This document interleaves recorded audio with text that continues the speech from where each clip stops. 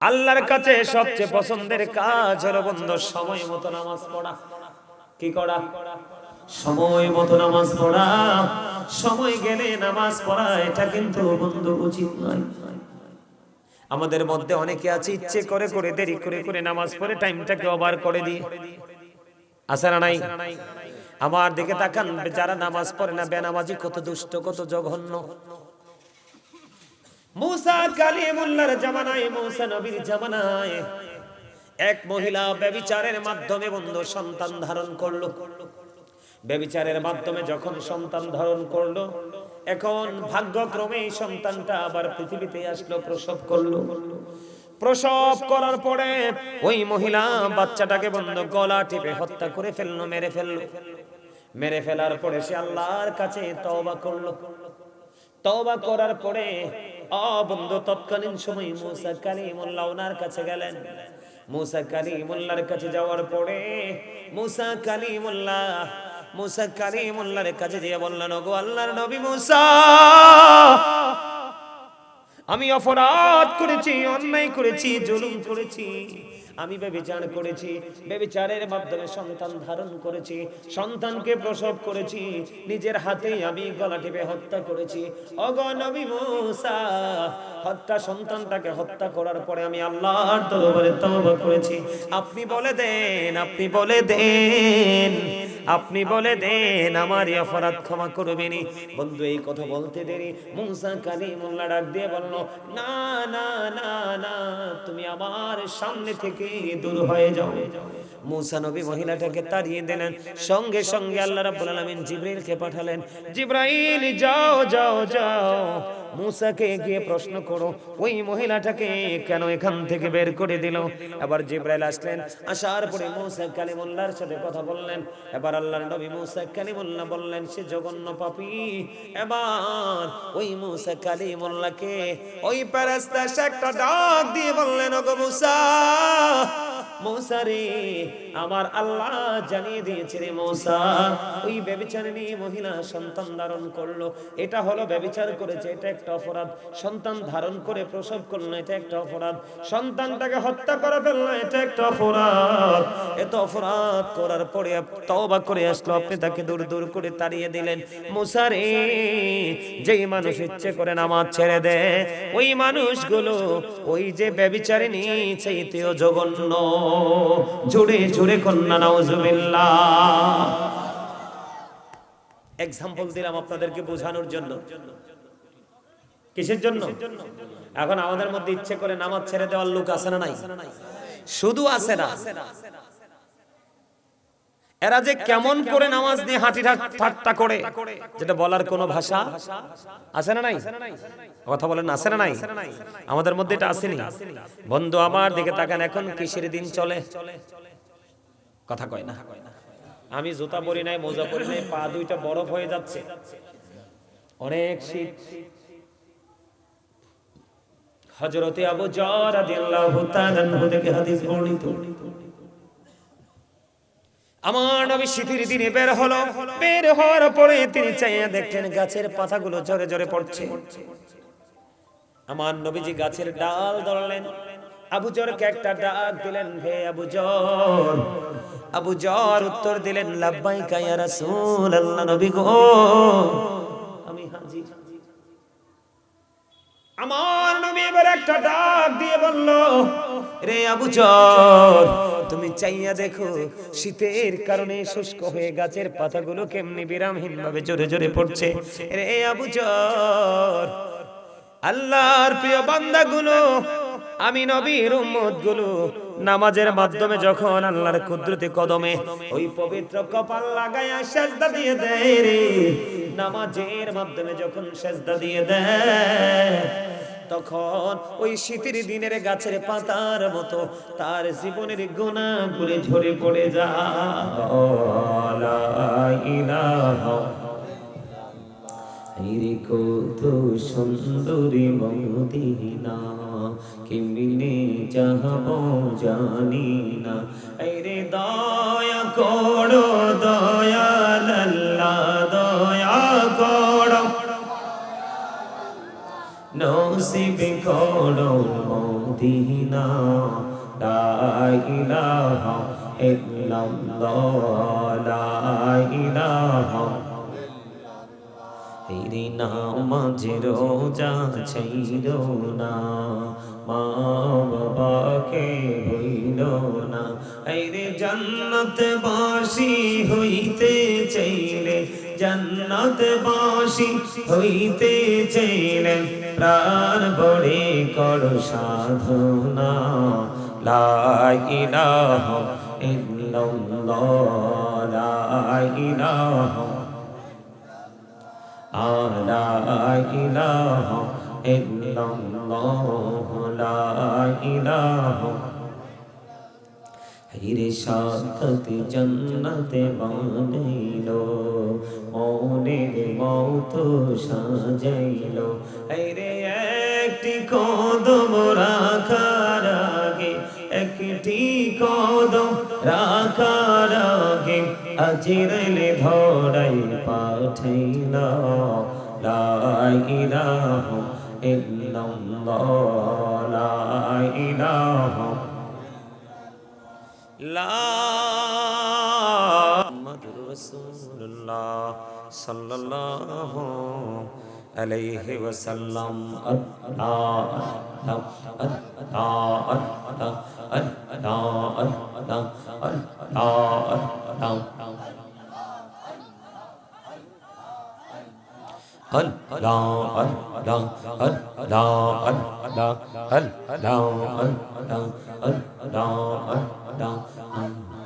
করি নৌ গো দয়াল করিও না তোমার প্রেমের আলোই ভরে তোমার প্রেমের আলোই ভরে দাও গো মনের ঘর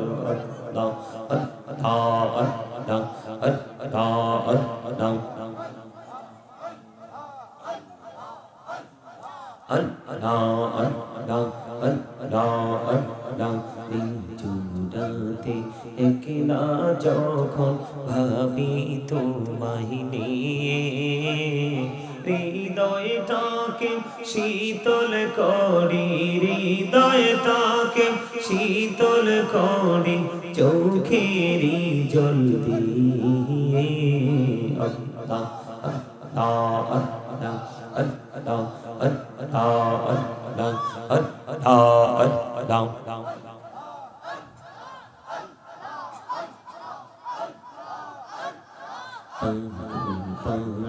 কোনটা শুধু খুঁজে দিবানিসি কেমন করে বলবো গো দয়াল কেমন করে বলবো গো দয়াল তোমায় ভালোবাসি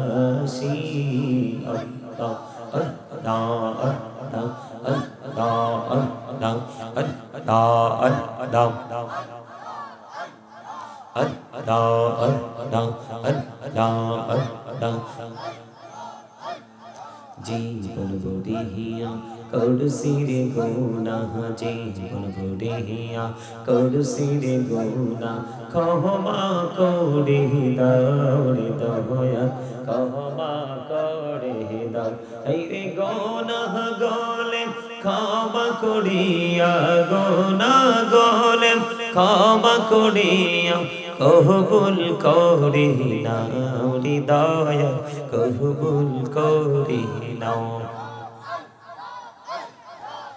লা ইলাহা ইল্লাল্লাহ মুহাম্মাদুর রাসূলুল্লাহ সাল্লাল্লাহু আলাইহি ওয়াসাল্লাম। উপস্থিত সম্মানিত উলামায়ে কেরাম, আমন্ত্রিত অতিথিবৃন্দ, দাড়ি পাকা আমার মুরব্বী বাবারা, পর্দার অন্তরালে রয়েছেন আমার মা ও বোনেরা, বিশেষ করে আজকে নোয়াপাড়া আল মদিনা মিয়াজিবাড়ি জামে মসজিদের উদ্যোগে তৃতীয় বার্ষিক ওয়াজ ও দোয়ার মাহফিলের আয়োজন করা হয়েছে। আজকে যারা টাকা দিয়ে, পয়সা দিয়ে, অর্থ দিয়ে, বুদ্ধি দিয়ে, শ্রম দিয়ে, সার্বিক সহযোগিতার মাধ্যমে আজকে যারাই জান্নাতের বাগান সাজিয়েছেন, সকলের প্রতি আমার আন্তরিক সালাম। আসসালামু আলাইকুম ওয়া রাহমাতুল্লাহি ওয়া বারাকাতুহু। আপনারা আলোচনা শুনতে আসছেন না? শুনতে আসছেন? এইভাবে বসছেন কেন? আপনাদের বসা মোটেও সুন্দর হয় নাই। সবাই সামনের দিকে আসেন। এই ঠান্ডার মধ্যে আপনারা বসবেন কাছাকাছি হয়ে, এক একজন এক এক রকম ভাবে আপনারা বসে আছেন। সবাইকে বলছি একদম কাছাকাছি হয়ে বসেন, আসেন। এটা হলো জান্নাতের বাগানে বসার আদব। নিজেদের খেয়াল খুশি মতো করে, নিজেদের খেয়াল খুশি মতো করে বসে থাকার কোনো বিধান নেই। সবাইকে আসতে হবে, সবাই আসেন। একদম সবাই কাছাকাছি হয়ে এসে বসেন। এই আমি বলছি আপনাদেরকে সামনের দিকে আসার জন্য। ফাঁকা জায়গা দেখে বসে আপনারা ফিল আপ করে নেবেন, কিন্তু এখানে তো কথা বলার কোনো দরকার নাই। আপনাদের এই গ্রামে মানুষ কম না? মানুষ কম না? আপনাদের এখানে এসে আমার কাছে মনে হইলো মানুষ কম আপনাদের এলাকায়।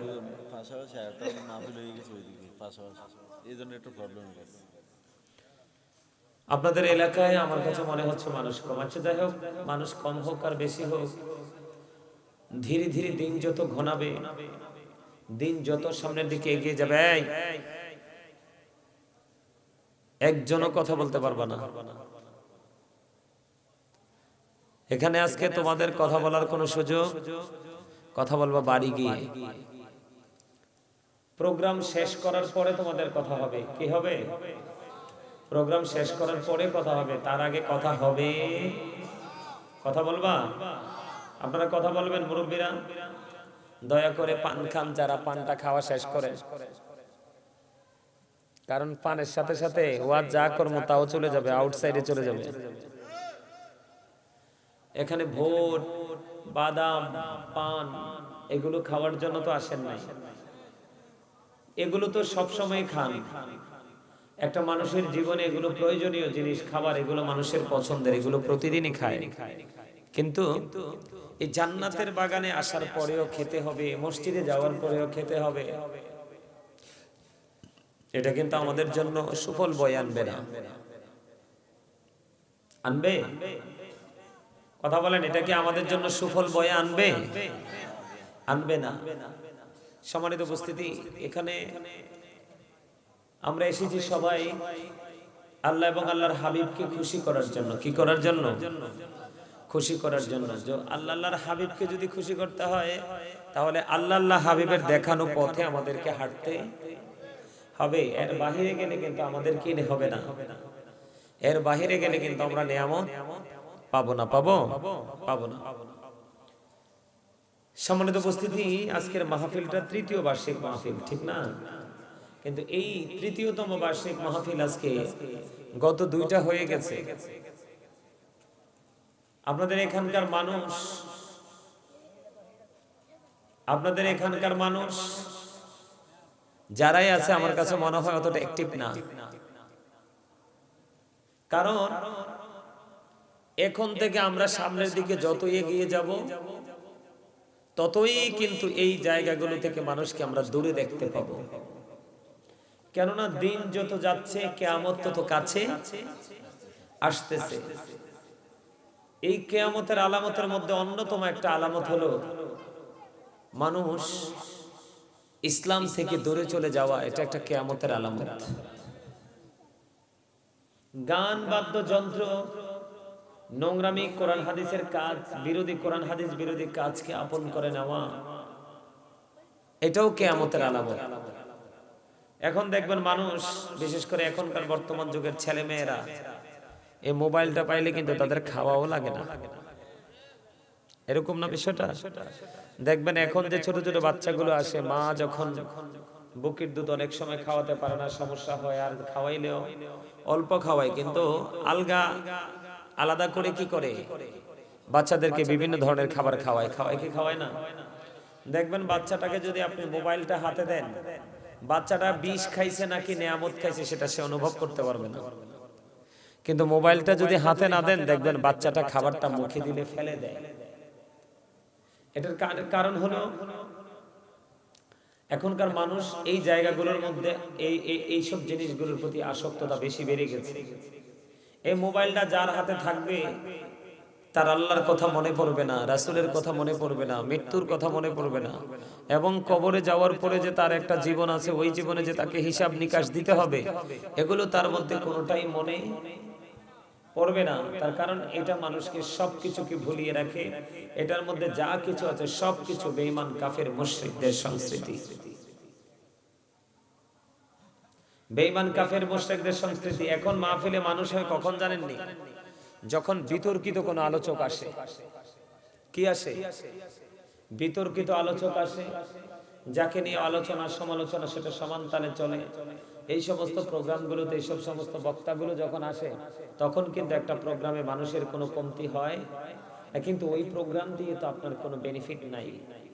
কারণ ওখানে সবাই আসছে শুটিং স্পট মনে করে, একজন সিঙ্গার মনে করে আসছে। আসলে সত্যিকার অর্থে একজন উপদেষ্টা হিসাবে যদি গ্রহণ করত, তাহলে কিন্তু আমরা প্রত্যেকটা জায়গায় আসতাম। মনে রাখতে হবে, এক একটা ফুলের ঘ্রাণ এক এক রকম, এক একটা ফুলের সৌন্দর্য এক এক রকম।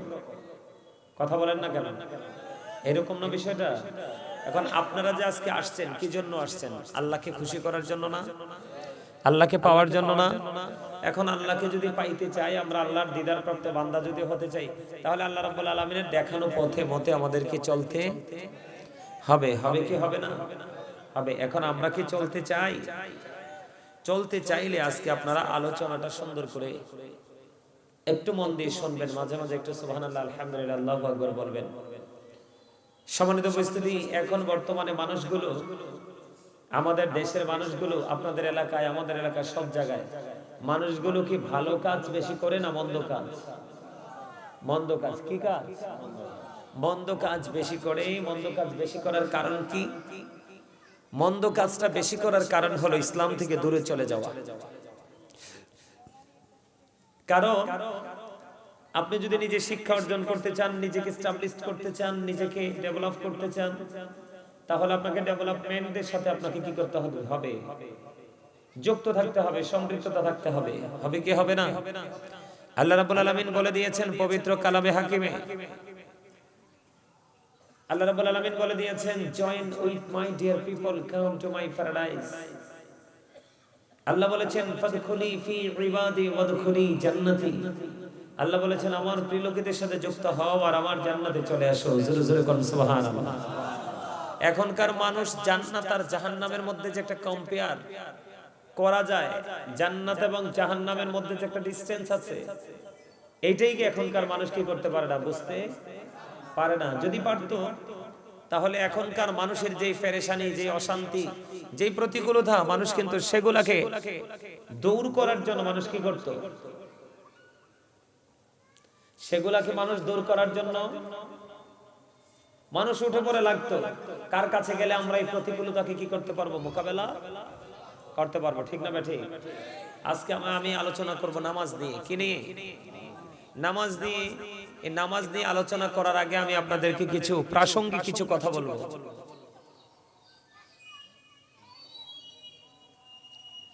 বাঁশি বাজাই কে রে? বাঁশিওয়ালারে ধর, বাঁশিওয়ালারে ধইরা এদিকে নিয়ে আয়। আমি আজকে আপনাদের কাছে কি নিয়ে আলোচনা করব? নামাজ নিয়ে আলোচনা করব। শুনবেন তো সবাই? আমার কথা কয়টা? সবাই বলবেন নামাজ। আমার কথা মন দিয়ে শুনবেন। কে কে রাজি আছেন হাত তোলেন। মাশাআল্লাহ, হাত নামান। যতজন হাত তুলছে, এখান থেকে একজনও যদি আজকে হেদায়েত প্রাপ্ত হয়, একজনও যদি শিক্ষা নেয়, তাহলে আজকের মাহফিল কি হয়ে যাবে?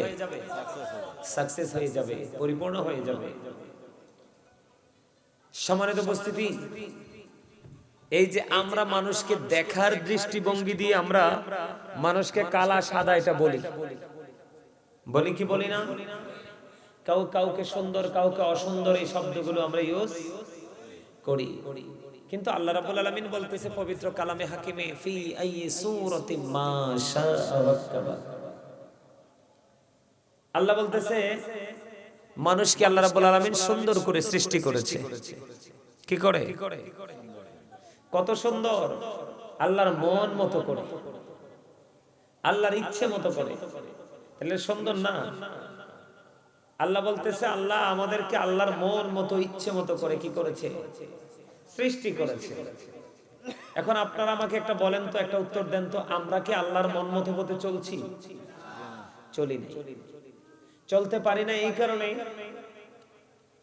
আল্লাহ রাব্বুল আলামিন আমাদেরকে আল্লাহর ইচ্ছে মতো করে বানাইয়া, মন মতো করে বানাইয়া, আল্লাহ রাব্বুল আলামিন মন মতো একটা রাস্তাও আমাদের জন্য ওপেনিং করে দিয়েছে। কি? মন মতো একটা রাস্তা। সেই রাস্তাটার নাম হলো ইসলাম। নাম কি? এটার নাম কি? ইসলাম। Islam is not only a religion but also complete code of life. ওই ইসলামের মধ্যেই আপনার আমার জন্য পরিপূর্ণ এবং পূর্ণাঙ্গ জীবন ব্যবস্থা আছে। ইসলামের খুঁটি কয়টা? পাঁচটা। কয়টা? 5 pillars of Islam. ইসলামের খুঁটি কয়টা? পাঁচটা। এর মধ্যে প্রথম হলো কি? ঈমান। কি? ঈমানের পরে তারপর হলো কি? নামাজ। হজ, যাকাত এটা সবার উপর ফরজ না, কিন্তু নামাজটা ছোট বড়, ধনী গরিব, মোটা চিকন, প্রাপ্ত বয়স্ক হওয়ার পর থেকে সবার উপরে নামাজটা ফরজ। এই নামাজটা কি আমরা পরিপূর্ণভাবে আদায় করি? কথা কর। এই নামাজটা কি আমরা পরিপূর্ণভাবে আদায় করি? করি না। এখন আমরা নামাজ নিয়েও ঠাট্টা মশকরা করি। করি কি করি না? নামাজ দিয়ে আমরা ঠাট্টা মশকরা করি। ওই যে আমি বললাম আল্লাহর মন মতো রাস্তা আমাদেরকে দিয়েছে, আর সেই রাস্তা হলো ইসলাম। ইন্নাদ দীনা ইনদাল্লাহিল ইসলাম। ইসলাম হলো আল্লাহর মনোনীত ধর্ম। এই ইসলামের খুঁটি আছে কয়টা? পাঁচটা। পিলার কয়টা? পাঁচটা পিলার। এর মধ্যে প্রথম পিলারটা আমাদের ম্যাক্সিমাম লোকের হৃদয়ে আছে, বিশ্বাস। কি? বিশ্বাস আমরা করি না? অদৃশ্য বিশ্বাস করি না? অবশ্যই করি। কিন্তু বিশ্বাস করার পরে আপনার আমার সেকেন্ড টাইম যে কাজটাকে বেশি বেশি করতে হবে সেটা হলো নামাজ। সেটা কি? নামাজ। এখন আমরা কি নামাজটা যথাযথভাবে পড়ছি? পড়ছি না। এই নামাজটা যথাযথভাবে না পড়ার কারণেই আমরা আজকে পথভ্রষ্ট, আমরা লাইনচ্যুত হয়ে গেছি। সূরা আনকাবুতের মধ্যে আল্লাহ রাব্বুল আলামিন বলেছেন ইন্নাস সালাতা তানহা আনিল ফাহশাই ওয়াল মুনকার। আল্লাহ রাব্বুল আলামিন বলে দিয়েছেন নামাজ মানুষকে সকল অশ্লীল খারাপ কাজ থেকে বাঁচিয়ে রাখে। সুবহানাল্লাহ বলেন না? নামাজ মানুষকে সকল অশ্লীল কাজ থেকে বাঁচিয়ে রাখে। আমরা একদল আছে নামাজ পড়ি না, সেটা হলো এক কথা। সেটা হলো কি? এক কথা। কিন্তু আমাদের মধ্যে এমনও কিছু মানুষ আছে নামাজ কিন্তু পড়ে ঠিকই, কিন্তু সে অপরাধ ছাড়তে পারে। যিনি নামাজ পড়ে না তিনি অপরাধ করাটা স্বাভাবিক, কারণ আল্লাহ বলেছেন নামাজ মানুষকে সকল খারাপ কাজ থেকে বাঁচিয়ে রাখে। কিন্তু যিনি নামাজ পড়ার পরেও যিনি এই খারাপ কাজ ছাড়তে পারে না, তাকে ঘিরে একটা রহস্য আছে কি আছে না? অবশ্যই বলেন আছে কি আছে না? যদিও নামাজ পড়ে, নামাজ পড়ার পরে অন্যায় অপরাধ সে ছাড়তে পারে না, তার কারণ একটা। যিনি নামাজ পড়ে না তিনি অন্যায় করে, সেটা একটা কারণ। আর যিনি নামাজ পড়ার পরে অপরাধ ছাড়তে পারে না, এটার অনেকগুলো কারণ আছে। এটার কি আছে? অনেকগুলো কারণ আছে। যেমন লা তুকবালু সালাতুন বিগাইরি তুহুর। রাসূল বলেছেন পবিত্রতা ছাড়া ইবাদত কবুল হয় না। পবিত্রতা ছাড়া কি হয় না? ইবাদত কবুল হয় না। আমাদের অপবিত্র অনেক রকম। এক তো হচ্ছে আমরা ভালো করে ওযু বানাইতে পারি না, ওযু বানানোর টেকনিক আমাদের জানা নাই। আরেকটা হলো প্রস্রাব করার পরে যে পবিত্র হতে হয়, এই প্রস্রাব করার পরে পবিত্রতাটা কেমন করে অর্জন করতে হয় সেই টেকনিকও আপনার আমার জানা নাই। এখনকার ছেলেরা দেখবেন দাঁড়ায়া প্রস্রাব করে দেয়, কারণ ওই যে জিন্স প্যান্ট পরছে, দাঁড়াইয়ে প্রস্রাব করে দেয়, প্রস্রাব করার পরে ভালো করে পানিও খরচ করে না, ছুট করে মসজিদে চলে আসে। এটা একটা কারণ। আরেকটা কারণ হলো পোশাকের নাফাকি। কিসের? পোশাকের নাপাকি। আরেকটা যেটা হলো ম্যাক্সিমাম ছেলেদের এই নাপাক পোশাকটা। এই যে ছেলেরা আসছে, এই ছেলেটা, এদের সবার পরনে জিন্স প্যান্ট আছে। তুমি আবার কিছু মনে করো না, তোমার মতো অনেক সবাই পরে জিন্স প্যান্ট। খেয়াল করেন, আমার দিকে তাকান। এই যে জিন্স প্যান্টটা, এটাও কিন্তু নামাজ কবুল না হওয়ার আরেকটা কারণ। কেন জানেন? আল্লাহ রাব্বুল আলামিন পবিত্র কালামে হাকিমে বলেছেন, লিবাসুত তাকওয়া যালিকা খায়র। আল্লাহর কাছে সবচেয়ে উত্তম পোশাক হলো তাকওয়ার পোশাক। কিসের পোশাক? গভীরভাবে খেয়াল করে, কালাসান কথা কোন যাইতো না, গুরুত্বপূর্ণ কথা মন দি শুনো, অত্যন্ত গুরুত্বপূর্ণ কথা এটা। কি? আল্লাহর কাছে পছন্দের পোশাক হলো কোনটা? আমার কথাগুলো আপনাদের কাছে খারাপ লাগে? এগুলো তো জানা দরকার আপনাদের। নামাজ নিয়ে ওয়াজ তো সারা জীবনে শোনেন, এক একজন এক এক ভাবে করে, কিন্তু এগুলো আমি মনে করি বর্তমান সময়ে এই বিষয়গুলো আগে আপনাদের জেনে রাখা দরকার। মিফতাহুল জান্নাতিস সালাহ ওয়া মিফতাহুস সালাতিত তুহুর। নামাজ হলো জান্নাতের চাবি, আর নামাজের চাবি হলো পবিত্রতা। বুঝে নেন, নামাজ কিসের চাবি? Prayer is the key to paradise. Prayer is the key to paradise. নামাজ হলো জান্নাতের চাবি, কিন্তু নামাজের চাবি হলো পবিত্রতা। আপনাকে বুঝে নিতে হবে, কন্ডিশন আপনাকে মানতে হবে। আপনি যদি কন্ডিশনগুলো যথাযথভাবে মানতে পারেন, আপনি নামাজ যেদিন এক ওয়াক্ত নামাজ পড়বেন, আপনার মধ্যে বিকট পরিবর্তন চলে আসবে। আরেক ওয়াক্ত পড়বেন, পরিবর্তন চলে আসবে। আপনি সত্যকে সত্য, মিথ্যাকে মিথ্যা বলার সাহস পাবেন। নামাজ এত বড় একটা অস্ত্র। কিন্তু এখন আপনার নামাজই তো হচ্ছে না, আপনি নিজেকে আপনার অ্যাক্টিভ করবেন কেমন করে? এটা সম্ভব না। আমার দিকে তাকান, অত্যন্ত গুরুত্বপূর্ণ ভয়ানক তথ্য দেখেন। আল্লাহ কোরআনে বলেছে তাকওয়ার পোশাকটা কি? উপর দিয়ে থাকবে নাভি বরাবর। কি বরাবর? নাভি বরাবর, অথবা নাভির উপরে। এবার লুঙ্গি বলেন, প্যান্ট বলেন, পায়জামা বলেন, ট্রাউজার বলেন, জিন্স প্যান্ট বলেন, গ্যাবার্ডিং বলেন, যেটাই পড়েন, উপর দিয়ে নাভি বরাবর, আর নিচের দিক দিয়ে থাকবে টাকনুর উপরে। এই কন্ডিশনে পোশাক পরা একজন ইমানদার পুরুষের জন্য ফরজ। সুবহানাল্লাহ বলেন না? এই কন্ডিশনে নামাজ পড়া একজন ইমানদার পুরুষের জন্য কি? ফরজ। এখন বলো হুজুর, আপনি জিন্স প্যান্টটাকে মিন করে কেন কথাটা বললেন? জিন্স প্যান্টটাকে মিন করে কথাটা বলার কারণ হলো, এখন বর্তমানে আপনি লুঙ্গিকেও চাইলে উপরে উঠাইতে পারবেন, ছোট বড় করতে পারবেন। পায়জামাকেও চাইলে ছোট বড় করতে পারবেন। ট্রাউজারকেও চাইলে বডি আপনি ছোট বড় করতে পারবেন। কিন্তু জিন্স প্যান্টটা এত স্মল, এত ছোট, এটাকে আপনি চাইলেও কিন্তু এটাকে আল্লাহ রাব্বুল আলামিন যে লেভেলটা দিয়েছেন, যে সীমারেখা দিয়েছে, আপনি সেই সীমারেখা পর্যন্ত আনতে পারবেন না। এটা আপনি হাজার চেষ্টা করলে উপরে উঠবে। আপনি হয়তো নামাজের সময় নিচে দিয়ে বটে টাকনুর উপরে উঠিয়ে দিবেন, কিন্তু নাভি বরাবর জায়গাটাকে আপনি কন্ট্রোলে কিভাবে আনবেন? কারণ এটাকে আল্লাহর যে বিধান, আল্লাহর যে আইন বরাবর আনা কোনোভাবে সম্ভব না, কারণ এটা জন্ম হয়েছে ছোট্ট হয়ে। কি হয়? কথা বলেন, জন্ম হয়েছে কি হয়ে? ছোট্ট হয়ে। কি হয়ে? আমার কথা কি আপনারা বুঝেন? হেদায়েতের জন্য হেদায়াত প্রাপ্ত বান্দা অল্প কিছুই বেটার, আর হেদায়েত শূন্য বান্দা লক্ষ লক্ষ কোটি কোটি হলেও কোনো লাভ নাই। কথা বুঝেন? আগের যুগে মসজিদগুলো কাঁচা ছিল, মুসল্লি ছিল পাকা। এখনকার বাড়ি বাড়ি আঙ্গিনা আঙ্গিনায় মসজিদগুলো পাকা, কিন্তু মুসল্লি যথেষ্ট কাঁচা। আমার কথা আপনারা বুঝতে পারছেন? এবার আসেন, আমার নবী বন্ধু নামাজ পড়ে, আমার নবী মসজিদের মধ্যে অবস্থান করতেছেন। হঠাৎ করে এক ব্যক্তি এসে নামাজের নিয়ত করে ফেললো। আমার নবী ডাক দিয়ে বললেন, তুমি ওযু করে এসো। অথচ যিনি নামাজ পড়তে এসেছে তিনি মসজিদে এসে বন্ধু নামাজের নিয়ত বেঁধে ফেলেছে। ঠিক এই মুহূর্তে আপনার আমার প্রাণের নবী ডাক দিয়ে বললেন, তুমি ওযু করে এসো। তিনি ওযু করতে চলে গেলেন। ওযু শেষ করে এসে বন্ধু আবার তিনি নামাজের নিয়ত বেঁধে ফেললেন।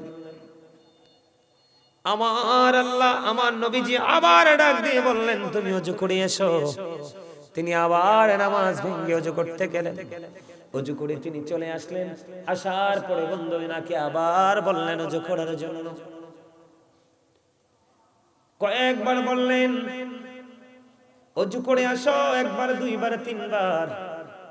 আরেকজন প্রশ্ন করলেন ইয়া রাসূলুল্লাহ, ইয়া হাবিবাল্লাহ, নবী গো, ও প্রাণের নবী, আপনি বারবার কেন বলছেন ওযু করার জন্য?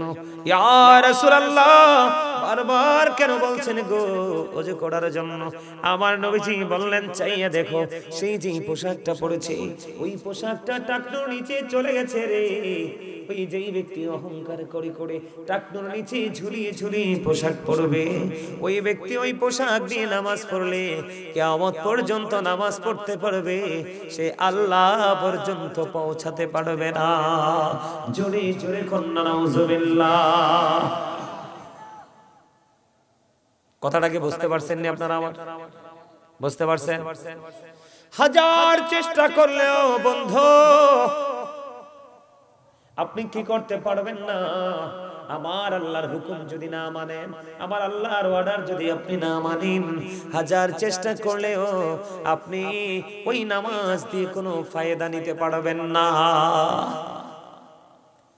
অথচ আল্লাহর হাবিব সরকারে মদিনা তিনি বলে দিয়েছেন সালাতুল খামস ওয়াল জুমআতু ইলাল জুমআ ওয়া রমাদানু ইলা রমাদান মুকাফফিরাতুল লিমা বাইনাহুন্না ইযা তুনিবাতিল কাবাইর। জোরে জোরে কন্না আল্লাহু আকবার। আর জোরে বলেন আল্লাহু আকবার। হাদিস শরীফের মধ্যে এসেছে আল্লাহর হুকুমকে উপেক্ষা করে, আল্লাহর হুকুমকে অমান্য করে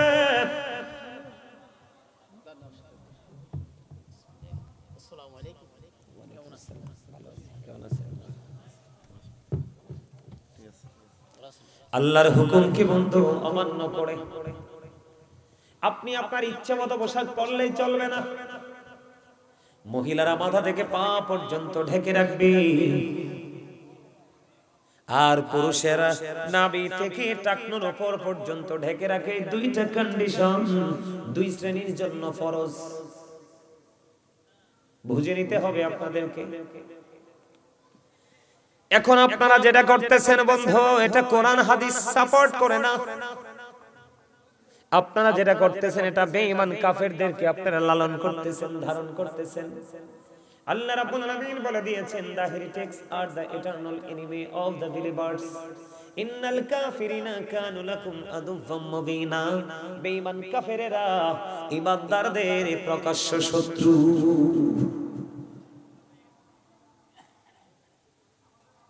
কথাকে বুঝতে পারেন আপনারা আমার কথা? আর যারা বলেন আমার নবী বলেন সালাতুল খামস, পাঁচ ওয়াক্ত নামাজ, ওয়াল জুমআতু ইলাল জুমআ, এক জুমা থেকে আরেক জুমা, ওয়া রমাদানু ইলা রমাদান, এক রমজান থেকে আরেক রমজান পর্যন্ত। সবচেয়ে মজার জায়গা, আমার দিকে তাকান। আপনি যদি পাঁচ ওয়াক্ত নামাজ পড়েন, আপনি যদি ফজরের নামাজের পরে যোহর পর্যন্ত গ্যাপ আছে না নাই? জোহরের পর থেকে আসর এমনি করে করে পাঁচ ওয়াক্ত নামাজের মধ্যে যে গ্যাপ আছে, আপনি যদি যথাযথভাবে বন্ধু পাঁচ ওয়াক্ত নামাজ পড়তে পারেন, এই গ্যাপের যে ছোট ছোট গুনাহ হবে, ওই গুনাহগুলোর কাফারা হয়ে যাবে আগে পরের নামাজ। জোরে বলেন না সুবহানাল্লাহ।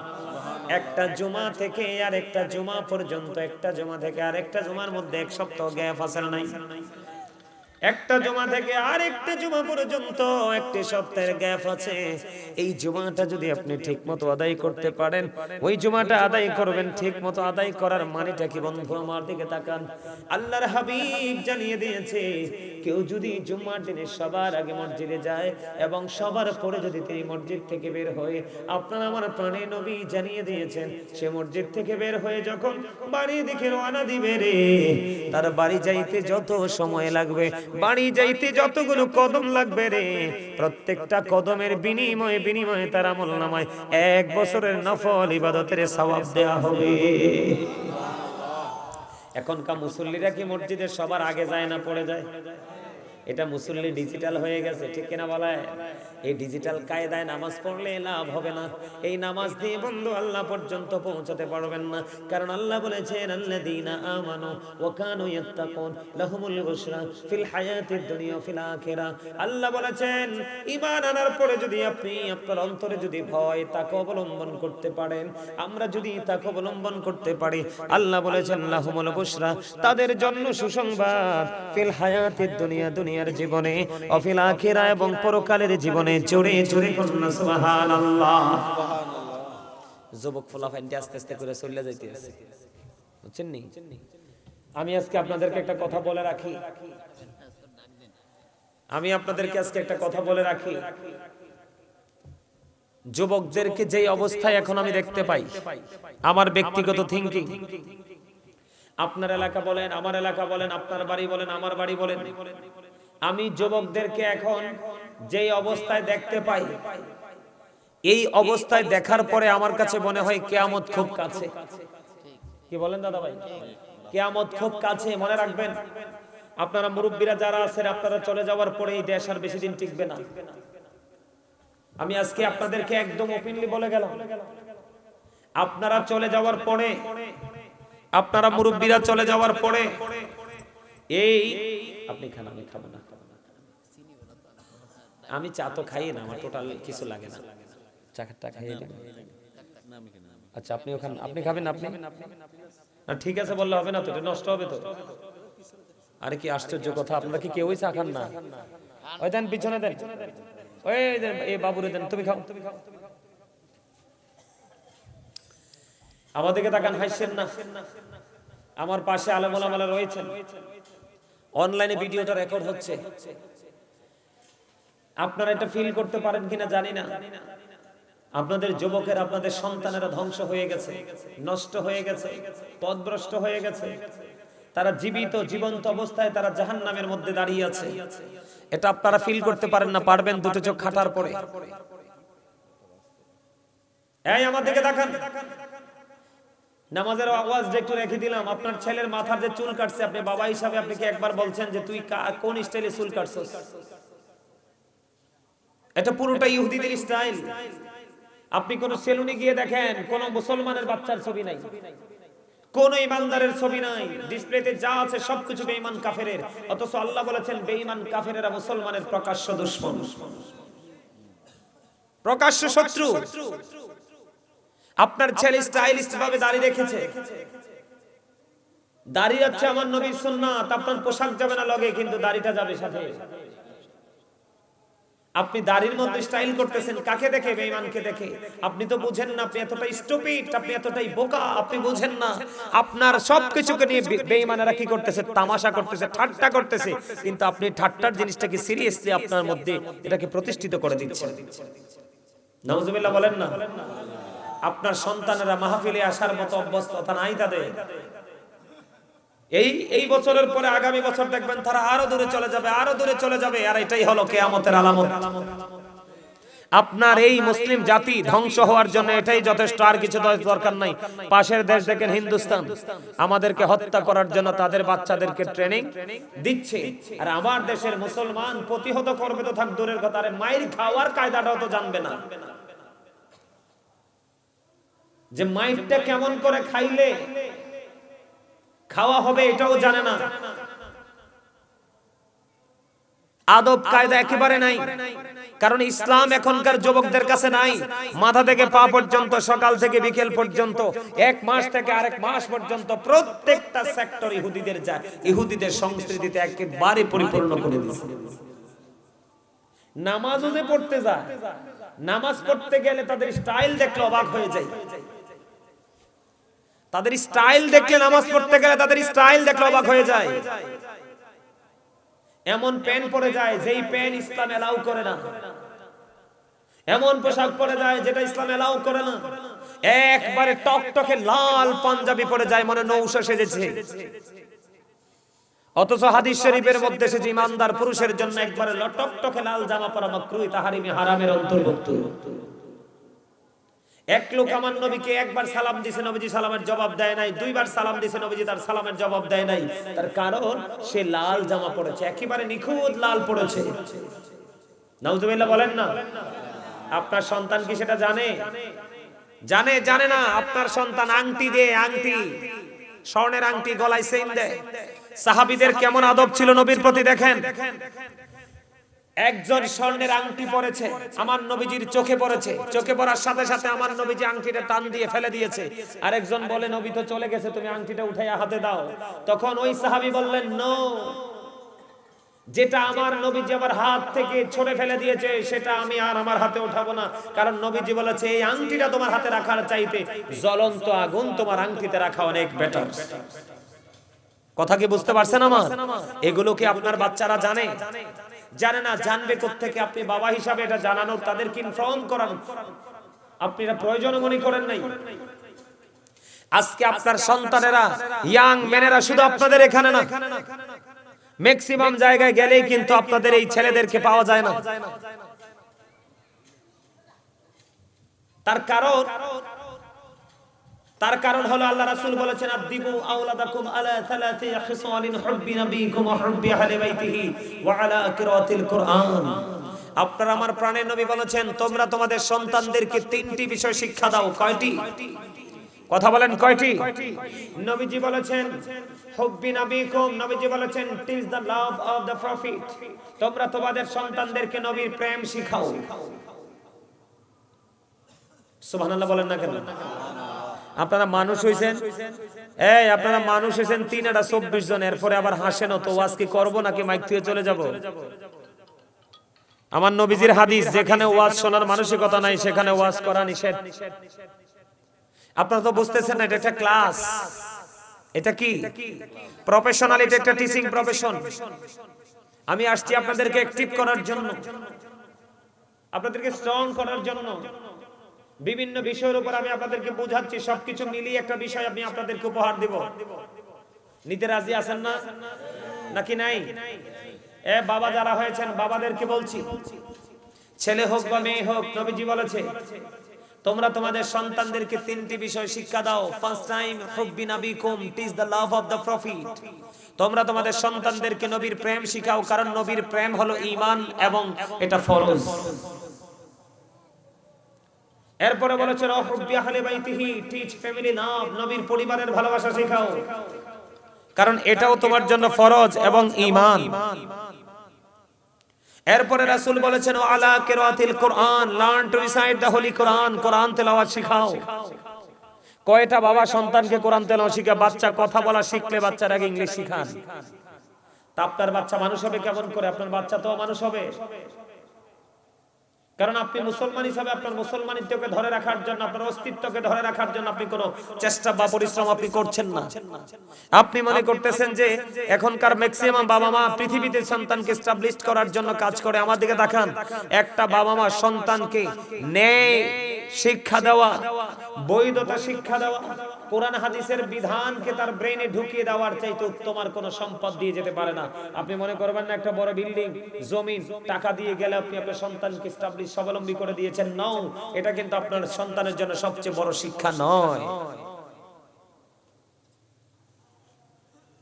এখনকার বাচ্চারা, মা খাতুনে জান্নাত ফাতেমার সন্তান যখন পৃথিবীতে আসলো, হযরতে হাসান রাদিয়াল্লাহু তাআলা আনহু, আমরা নামাজ পড়ার জন্য প্রস্তুতির পূর্বে যেমনি আযান দেই, আমার নবীজি ঠিক তেমনি আযান দিয়েছে। এখন বাচ্চারা হইলে আযান হয়নি।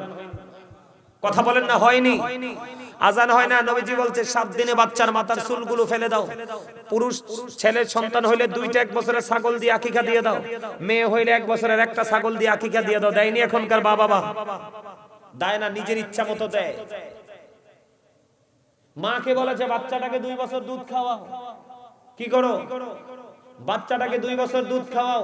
এখনকার অনেক মা আছে, বাচ্চা মার স্তনের দুধে দেখে নাই চোখে। আছে না নাই? কথা বলেন না, আছে না নাই? আল্লাহ রাসূল বলেছে তোমরা তোমাদের সন্তানদেরকে 7 বছরে যখন পা রাখবে নামাজের জন্য কি দাও? তাগিদ দাও। 10 বছরে যখন পা রাখবে বিছানাটা আলাদা করে দাও, যে নামাজ না পড়লে তাকে প্রহার করো। কয়টা বাবা মা ডাক দেন? দেন না? দেন নাই? আমার দিকে তাকান। যে হাদিসটা আমি বলতে চেয়েছিলাম, সমস্যা, যে হাদিসটা আমি বলতে চেয়েছিলাম, আল জুমআতু ইলাল জুমআ, এক জুমা থেকে আরেক জুমার গ্যাপের গুনার কাফফারা হয়ে যাবে দুই দিকের জুমা যদি আপনি সঠিকভাবে পড়তে পারেন। তবে জুমাকে জুম্মার মতো করতে হবে, সাইয়্যিদুল আইয়াম, এটা সব দিনের চাইতে শ্রেষ্ঠ দিন। সুবহানাল্লাহ বলেন না কেন? আরো জোরে। আপনি সবার আগে গোসল করবেন, সবচেয়ে অন্য সব দিনের চাইতে উত্তম রূপে গোসল করবেন, সবচেয়ে সুন্দর দামি যে জামাটা আছে সেটা আগে পরবেন, যদি তৌফিক থাকে আতর থাকে ভালো সুগন্ধি মাখবেন, মেখে হেঁটে হেঁটে হেঁটে হেঁটে মসজিদে চলে গিয়ে সামনের কাতারে বসবেন, আপনার আমল নামায় উট কুরবানির সওয়াব শুরু হয়ে যাবে। দ্বিতীয় কাতারে বসবেন, আপনার আমল নামায় গরু কুরবানির সওয়াব, গরু সাদকার সওয়াব ঢুকে যাবে। তৃতীয় কাতারে বসবেন, আপনার মুরগি কুরবানির সওয়াব বরাদ্দ হয়ে যাবে। চতুর্থ কাতারে বসবেন, ডিম কুরবানির সওয়াব হয়ে যাবে। তবে দুঃখজনক হলেও সত্য, যখন ইমাম সাহেব খুতবা দেওয়ার জন্য যখন খুতবা হাতে নিয়ে যখন মিম্বারে দাঁড়িয়ে যায়, তখন কিন্তু যেই ফেরেশতারা আপনি জুম্মার মুসল্লি হিসেবে নোট করার জন্য যে ফেরেশতারা পৃথিবীতে আসে, ওই ফেরেশতাদের নোটবুকে আপনার তালিকায় নামটা আসবে না। তার কারণ আপনি চতুর্থ কাতার পর্যন্ত ঢুকতে পারেন নাই, এরই মধ্যে খতিব সাহেব খুতবা নিয়ে দাঁড়িয়ে গেছে। হাদিস শরীফের মধ্যে এসেছে, ইমাম সাহেব যখন খুতবা নিয়ে মিম্বরে দাঁড়িয়ে যায়, তখন যে ফেরেশতারা পৃথিবীতে আসে, ওরা ওদের নোটবুকটাকে ক্লোজ করে ওরা ওই খতিব সাহেবের খুতবা শোনার জন্য দাঁড়িয়ে যায়। আপনি নামাজ পড়েছেন ঠিকই, টেকসই যে তালিকা আসে, তালিকায় আপনার নামটা আসে। এখন কি ওই নামাজি বেশি না? কথা বলেন না কেন? আর আপনি সবার আগে গোসল করছেন, অন্য সব দিনের চাইতে সুন্দর করে গোসল করে সেজে গোজে সবার আগে মসজিদে চলে গেলেন, আপনার আমল নামায় উট কুরবানির সওয়াব চলে আসলো। তার পাশাপাশি বন্ধু আপনি সবার আগে আসলেন এবং সবার পরে বের হয়ে গেলেন। আমার নবীজি জানিয়ে দিয়েছে, তুমি সবার পরে বের হয়েছো, তোমার বাড়ি যাইতে মসজিদ থেকে যতগুলো কদম লাগবে রে, যতগুলো কায়িক লাগবে, এক একটা কায়িকের বিনিময়ে 1 বছরের ইবাদতের সওয়াব। যদি 50টা কদম লাগে, তাহলে তোমার আমল নামায় 50 বছরের নফল ইবাদতের সওয়াব দেওয়া হয় একটা জুমার দিনে। তাহলে বোঝা যায় যে যত দূর থেকে নামাজ পড়তে আসে সেই বেশি বেনিফিশিয়ারি হয়। সুবহানাল্লাহ বলেন না? এই জন্য আমি বলতে চেয়েছি, আমার নবী বলেছেন এক রমজান থেকে আরেক রমজান 365 দিনে যদি 1 বছর হয় বন্ধু, এই বছরের রোজায় চলে গেল 30 দিন। এই সামনে আসছে ফেব্রুয়ারি লাস্টের দিকে রোজা শুরু হবে, ওই রোজায় যদি যাই 30 দিন, 30 60 দিন মাইনাস হয়ে গেল রে, আরো বাকি আছে 305 দিন। কয় দিন? তুমি তোমার জীবনে 1 বছরে 305 দিনে যত গুনাহগুলো করবে, সবগুলো গুনাহ মাফের জন্য যথেষ্ট হয়ে যাবে। এই পাশে রোজা এবং ওই পাশে রোজা, তবে শর্ত হলো কবিরা গুনাহ থেকে বেঁচে থাকতে হবে। ইচ্ছে করে কবিরা গুনাহ করা যাবে না। তাহলে নামাজে লাভ না লস? হাদিস শরীফের মধ্যে এসেছে, আপনারা আমার প্রাণের নবী, ও বন্ধু আপনার আমার প্রাণের নবী, তিনি বলে দিয়েছে, তোমার বাড়ির আঙিনায় যদি কোনো জলাশয় থাকে, তুমি যদি দৈনিক 5 বার গোসল করো, তোমার শরীরে কোনো ময়লা থাকবে না। আপনি যদি দৈনিক 5 বার গোসল করেন, শরীরে ময়লা বা দুর্গন্ধ কিছু থাকবে না। একবার গোসল করলেই তো গন্ধ থাকে না। 5 বার যদি আপনি গোসল করেন, গন্ধ তো থাক দূরের কথা, বন্ধু ময়লা আসারও সাহস পাবে না বডিতে। ঠিক কিনা বলেন? আমার নবীজি বলেছে, কেউ যদি কারো বাড়ির আঙিনায় যদি কি হয় পুকুর বা জলাশয় থাকে, দৈনিক 5 বার যদি গোসল করে রে, 5 বার গোসল করলে যেমন তার শরীরে কোনো ময়লা থাকে না, বান্দা যখন সঠিকভাবে 5 ওয়াক্ত নামাজ পড়ে, 5 ওয়াক্ত নামাজ পড়ার কারণে তেমনি তার আমল নামায় কোনো গুনাহ থাকে না। কত মজার খবর দেখেন, নামাজীদের পাওয়ার, নামাজীদের মর্যাদা কেমন আমি আপনাদেরকে বলে দিতে চাই। ঈসা রুহুল্লাহ বন্ধু একদিন এক রাস্তা দিয়ে হেঁটে হেঁটে যায়, যাওয়ার সময় তিনি হঠাৎ করে তোনারির দৃষ্টিগোচর হলো। যাওয়ার সময় তিনি দেখতে পাইলেন হঠাৎ করে একটা পাখি নিজের বডিটাকে ধুলোবালিতে দোসর করে নিচ্ছে, মানে ময়লা করে নিচ্ছে। এই ময়লাযুক্ত শরীরটাকে আবার বন্ধু জলাশয়ে গিয়ে আবার ধৌত করে নিচ্ছে। ময়লা লাগাইলে, বালু লাগাইলে কি হয়? ময়লা হয়। গোসল করলে ময়লা দূর হয়ে যায়। এমনি করে করে একবার গায়ের মধ্যে ময়লা লাগায়, আরেকবার বন্ধু ধুলাবালি লাগায়। এমনি করে করে একবার পরিষ্কার করে একবার লাগায়। ঈসা রুহুল্লাহ দাঁড়ায় দাঁড়ায় চিন্তা করতেছে, এই কি আশ্চর্য ঘটনা, এটা আবার কি, কেন এটা কেন হয়, কেন হয়? এবার আল্লাহ রাব্বুল আলামিনের পক্ষ থেকে ঈসা রুহুল্লাহকে জানিয়ে দেওয়া হলো, ওগো ঈসা, এটা হলো আল্লাহর প্রিয় হাবিব, হাবিবুল্লাহর উম্মতের নিদর্শন।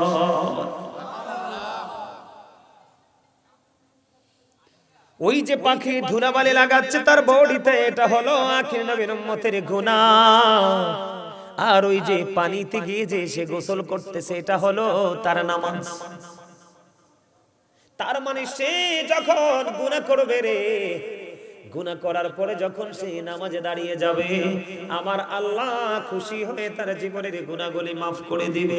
জোরে জোরে কন্যা সুবহানাল্লাহ। আল্লাহর কাছে আল্লাহর কাছে সবচেয়ে পছন্দের কাজ হলো বন্ধু সময় মতো নামাজ পড়া। কি করা? সময় মতো নামাজ পড়া। সময় গেলে নামাজ পড়া, এটা কিন্তু বন্ধু উচিত নয়। আমাদের মধ্যে অনেকে আছে ইচ্ছে করে করে দেরি করে করে নামাজ পড়ে টাইমটাকে ওভার করে দিয়ে। আছে না নাই? আমার দিকে তাকান, যারা নামাজ পড়ে না, বেনামাজি কত দুষ্ট, কত জঘন্য। মুসা কালিমুল্লাহর জামানায়, মুসা নবীর জামানায় এক মহিলা ব্যভিচারের মাধ্যমে বন্ধু সন্তান ধারণ করলো। ব্যভিচারের মাধ্যমে যখন সন্তান ধারণ করলো, এখন ভাগ্যক্রমে এই সন্তানটা আবার পৃথিবীতে আসলো, প্রসব করলো। প্রসব করার পরে ওই মহিলা বাচ্চাটাকে বন্ধু গলা টিপে হত্যা করে ফেললো, মেরে ফেললো। মেরে ফেলার পরে সে আল্লাহর কাছে তওবা করলো। তওবা করার পরে বন্ধু তৎকালীন সময় মুসা কালিমুল্লাহ ওনার কাছে গেলেন। মুসা কালিমুল্লাহর কাছে যাওয়ার পরে মুসা কালিমুল্লাহর কাছে গিয়ে বললেন, ওগো আল্লাহর নবী মুসা, আমি অপরাধ করেছি, অন্যায় করেছি, জুলুম করেছি। আমি ব্যভিচার করেছি, ব্যভিচারের মাধ্যমে সন্তান ধারণ করেছি, সন্তানকে প্রসব করেছি, নিজের হাতেই আমি গলা টিপে হত্যা করেছি। ওগো নবী মুসা, সন্তানটাকে হত্যা করার পরে আমি আল্লাহর দরবারে তওবা করেছি। আপনি বলে দেন, আপনি বলে দেন, আপনি বলে দেন আমার এই অপরাধ ক্ষমা করবেন। বন্ধু এই কথা বলতে দেরি মুসা কালিমুল্লাহ ডাক দিয়ে বলল, না না না না, তুমি আমার সামনে থেকে দূর হয়ে যাও। মুসা নবী মহিলাটাকে তাড়িয়ে দিলেন। সঙ্গে সঙ্গে আল্লাহ রাব্বুল আলামিন জিবরাইলকে পাঠালেন। জিবরাইল, যাও যাও যাও, মুসাকে গিয়ে প্রশ্ন করো ওই মহিলাটাকে কেন এখান থেকে বের করে দিল। এবার জিবরাইল আসলেন, আসার পরে মুসা কালিমুল্লাহর সাথে কথা বললেন। এবার আল্লাহর নবী মুসা কালিমুল্লাহ বললেন সে জঘন্য পাপী। এবার ওই মুসা কালিমুল্লাহকে ওই ফেরেশতা একটা ডাক দিয়ে বললেন, ওগো মুসা, মুসা রে, আমার আল্লাহ জানিয়ে দিয়েছে রে মুসা, ওই ব্যভিচারিণী মহিলা সন্তান ধারণ করলো, এটা হলো ব্যভিচার করেছে, এটা একটা অপরাধ। সন্তান ধারণ করে প্রসব করলো, এটা একটা অপরাধ। সন্তানটাকে হত্যা করে ফেললো, এটা একটা অপরাধ। এত অপরাধ করার পরে তওবা করে আসলো, আপনি তাকে দূর দূর করে তাড়িয়ে দিলেন। মুসা রে, যেই মানুষ ইচ্ছে করে নামাজ ছেড়ে দেয়, ওই মানুষগুলো ওই যে ব্যভিচারিণী চাইতেও জঘন্য। জোরে জোরে কন্যা নাউজুবিল্লাহ। এক্সাম্পল দিলাম আপনাদেরকে বোঝানোর জন্য। কিসের জন্য? এখন আমাদের মধ্যে ইচ্ছে করে নামাজ ছেড়ে দেওয়ার লোক আছে না নাই? শুধু আছে না, এরা যে কেমন করে নামাজ নিয়ে হাঁটি ঠাট্টা করে, যেটা বলার কোনো ভাষা আছে না নাই? কথা বলেন, আছে না নাই? আমাদের মধ্যে এটা আসেনি। বন্ধু আমার দিকে তাকান, এখন কিসের দিন চলে? কথা কয় না। আমি জুতা পরি নাই, মোজা পরি নাই, পা দুইটা বরফ হয়ে যাচ্ছে, অনেক শীত। হযরতে আবু যর রাদিয়াল্লাহু তাআলা আনহু থেকে হাদিস বর্ণিত, আমার নবী শীতের দিনে বের হলো। বের হওয়ার পরে তিনি চাইয়া দেখলেন গাছের পাতাগুলো ঝরে ঝরে পড়ছে। আমার নবীজি গাছের ডাল ধরলেন, আবু জরকে একটা ডাক দিলেন, হে আবু জর। আবু জর উত্তর দিলেন, লাব্বাইকা ইয়া রাসূলুল্লাহ, নবী গো আমি হাজির। আমার নবী এবার একটা ডাক দিয়ে বলল, রে আবু জর, তুমি চাইয়া দেখো শীতের কারণে শুষ্ক হয়ে গাছের পাতাগুলো কেমনি বিরামহীন ভাবে জোরে জোরে পড়ছে। রে আবু জর, আল্লাহর প্রিয় বান্দাগুলো, আমি নবীর উম্মতগুলো নামাজের মাধ্যমে যখন আল্লাহর কুদরতি কদমে ওই পবিত্র কপাল লাগায়া সেজদা দিয়ে দেয় রে, নামাজের মাধ্যমে যখন সেজদা দিয়ে দেয়, তখন ওই শীতের দিনের গাছের পাতার মতো তার জীবনের গুনাহগুলো ঝরে পড়ে যায়। জোরে জোরে বলুন না সুবহানাল্লাহ। এখন আপনি নামাজটা কেমন করে পড়বেন বন্ধু? এসাম ইবনে ইউসুফ হাতিম ইবনে আসামকে প্রশ্ন করেছে, দেখেন আপনারা আমরা কেমন নামাজ পড়ি আর তৎকালীন সময়ে তাদের নামাজটা কেমন ছিল। এসাম ইবনে ইউসুফ হাতিম ইবনে আসামকে প্রশ্ন করলেন, আপনি বলে দেন আপনি নামাজটা কেমন করে পড়েন। তখন হাতিম ইবনে আসাম উত্তর দিয়ে দিল, আমি কেমন করে নামাজ পড়ি সেটা তুমি জানতে চাও? কয় হ্যাঁ, আমার জানার কোনো প্রয়োজন গো, আপনি বলে দেন আমি কেমন করে নামাজ পড়ব। এবার হাতিম ইবনে আসাম বলে দিলেন, আমি যখন নামাজে দাঁড়াই আমার কাছে মনে হয় আমি ফুলছেরাতের ফুলের উপর দাঁড়িয়ে আছি। একটু যদি ব্যতিক্রম হয় রে, ওই ফুলের নিচে জাহান্নাম, আমি জাহান্নামের মধ্যে নিক্ষিপ্ত হব। কত সতর্ক দেখেন, কত সতর্কতা। জাহান্নাম ফুলছেরাতের ফুল কি জানেন? এটা চুলের চাইতে চিকন হবে, হীরার চাইতেও ধারালো হবে। আগুনটা নিচের দিক থেকে উদিত থাকবে, উপরের দিকে ঝুলন্ত থাকবে রে। তিনি সেই ফুলছেরা জাহান্নামের উপর দিয়ে বন্ধু, তিনি বলেছেন আমি যখন নামাজে দাঁড়াই রে, আমার কাছে মনে হয় আমি যেন ফুলছেরাতের ফুলের উপর দাঁড়িয়ে আছি। আমার কাছে মনে হয় আমার পিছনে যেন আজরাইল দাঁড়িয়ে আছে রে। আমার কাছে মনে হয় এই নামাজ যেন আমার জীবনের শেষ নামাজ। আমার কাছে মনে হয় আমার ডান দিকে যেন জান্নাত অবস্থিত। আমার কাছে মনে হয় আমার বাম দিকে যেন জাহান্নাম অবস্থিত। আমার কাছে মনে হয় আমি যখন নামাজে দাঁড়াই গো, আমার নামাজটাকে আমার মালিক আপন করে পরিদর্শন করছে। জোরে জোরে কন্যা সুবহানাল্লাহ। বন্ধুরি আমার, ওই বুজুর্গ লোক যারা, সাধক যারা, তাকওয়া সম্পন্ন ব্যক্তি যারা, আপনি তাদেরকে ফলো করতে হবে। আল্লাহ বলেছেন, join with my dear people, come to my paradise. Allah বলেছেন, ফাদখুলি ফি ইবাদি ওয়াদখুলি জান্নাতি। আমার আল্লাহ বলেছেন, আমার প্রিয় লোকেদের সাথে যুক্ত হও আর আমার জান্নাতে চলে আসো। জোরে জোরে কন্যা সুবহানাল্লাহ।